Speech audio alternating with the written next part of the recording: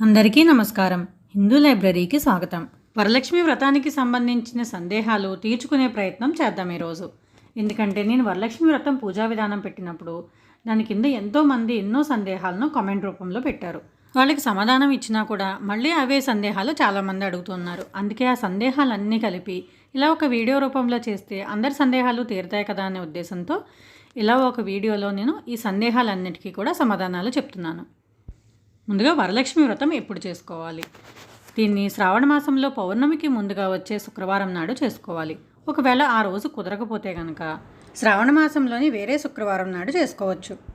ఇక ఎవరు చేయాలి అనే విషయానికి వస్తే పెళ్లి కాని వారు వితంతువులు చేసుకోవచ్చా అని అడుగుతున్నారు.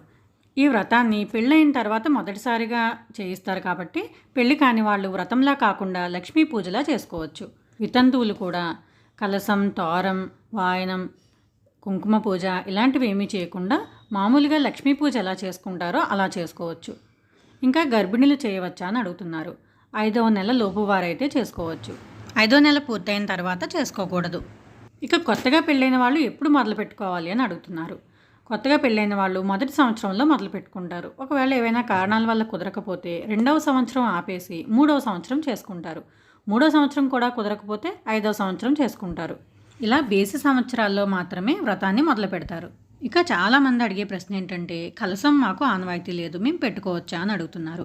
మీకు పెట్టుకోవాలని ఉంటే ఈ పెట్టుకుంటే దీనివల్ల వచ్చే ఇబ్బంది ఏమీ ఉండదు అనే నమ్మకం ఉంటే మాత్రమే పెట్టుకోండి. లేదంటే మీకు అనుమానం ఉంటే కనుక ఏది జరిగినా దీనివల్లే జరిగిందేమో అని అనిపిస్తూ ఉంటుంది. అలాంటప్పుడు చక్కగా పటం పెట్టుకుని పూజ చేసుకున్నా సరిపోతుంది. కలసం తప్పకుండా పెట్టాలని ఏమీ లేదు. ఇక్కడ కలసం అన్నప్పుడు నాకు కొంతమంది సబ్స్క్రైబర్స్ అడిగిన ప్రశ్న గుర్తొచ్చింది. అదేంటంటే జర్మన్ సిల్వర్ చెంబుతో కలసం పెట్టుకోవచ్చా అని.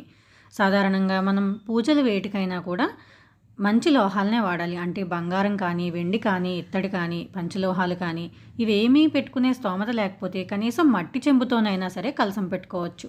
అందుకే స్టీల్ చెంబు కూడా కలసానికి వాడకూడదని చెప్తారనమాట. అందుకే మీరు అది వెండిలా కనిపిస్తోంది కదా అని జర్మన్ సిల్వర్ వస్తువులు కలసానికి కానీ, దీపారాధనకు కానీ, నైవేద్యాలకు కానీ వాడొద్దు. ఇంకా పూజ దగ్గర లక్ష్మీ రూపు పెట్టుకుంటారు కదా, అది తప్పనిసరిగా పెట్టాలా అని అడుగుతున్నారు. అది ఎవరి ఆనవాయితీని బట్టి వాళ్ళు పెట్టుకుంటారండి. చాలామంది ఒక సంవత్సరం లక్ష్మీ రూపు కొనుక్కుని ప్రతి సంవత్సరం దాన్నే మళ్ళీ శుద్ధి చేసి పెట్టుకుంటూ ఉంటారు. కొందరైతే ప్రతి సంవత్సరం కొనుక్కుని దాచుకుంటూ ఉంటారు. ఎవరిష్టం వాళ్ళది. ఖచ్చితంగా కొనాలి, పెట్టాలి అనే నియమం ఏమీ లేదు. అది ఒక విధంగా చెప్పాలంటే బంగారం కొనుక్కోవడానికి ఒక మార్గం అంతే. ఈ విధంగానైనా కొంచెం బంగారం కొనుక్కుని వెనకేసుకుంటాం కదా అన్నట్టుగా దాన్ని పెట్టారు.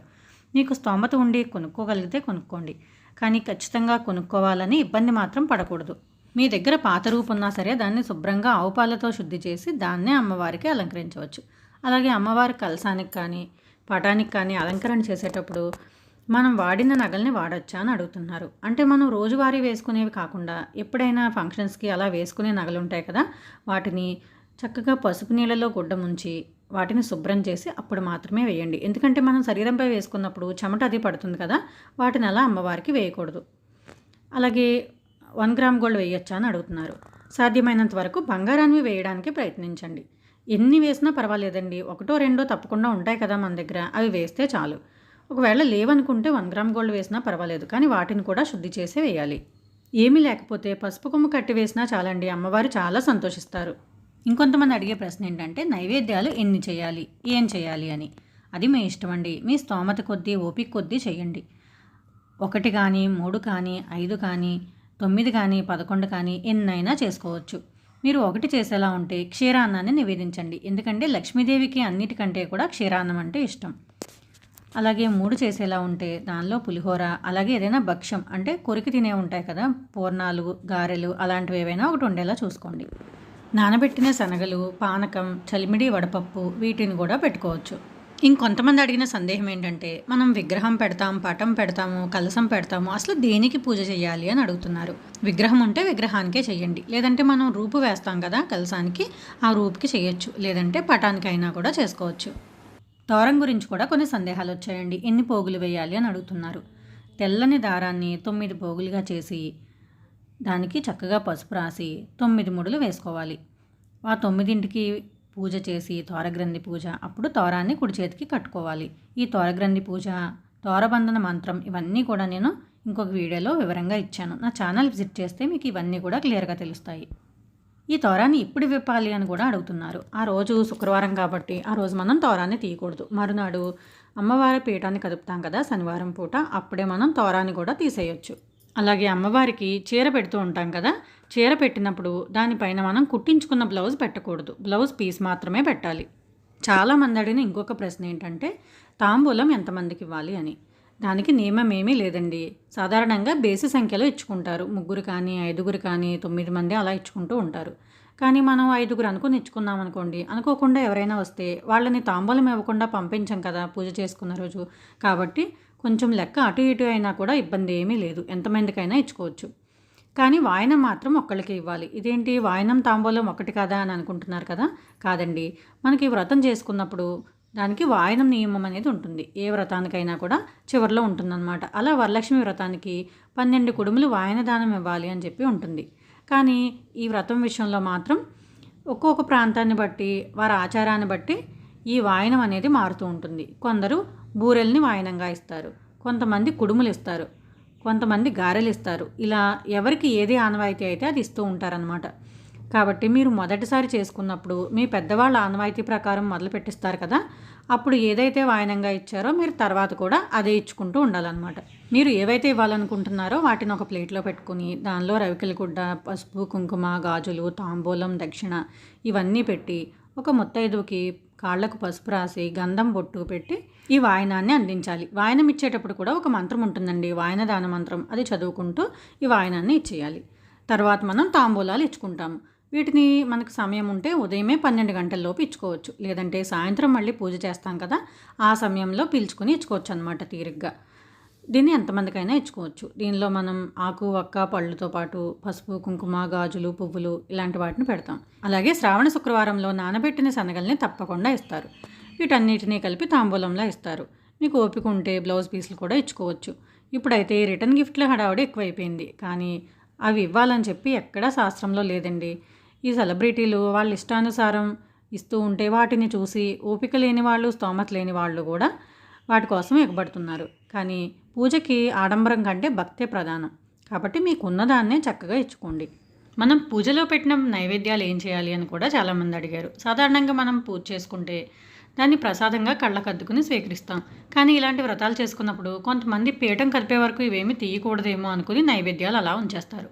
కానీ అలా ఉంచేస్తే మర్నాడు మనం పీఠం తీసేసరికి అవన్నీ పాడవుతాయి, అనవసరంగా బయట పడేయాల్సి వస్తుంది. ప్రసాదాన్ని ఇప్పుడు అలా వృధా చేయకూడదు. కాబట్టి మనం దీపారాధన కొండెక్కిన తర్వాత ఆ నైవేద్యాలన్నీ తీసుకుని మనం తిని కుటుంబ సభ్యులకి పెట్టి ఇంకా మనం బంధువులు, ఇరుగు పొరుగు వారికి కూడా ఇచ్చుకోవచ్చు. ఇప్పటి వరకు పూజలో వచ్చే అనుమానాలు అయ్యాయి కదా, పూజ తర్వాత వచ్చే అనుమానాలు కూడా చాలా ఉన్నాయండి. అవన్నీ కూడా చెప్పుకుందాం.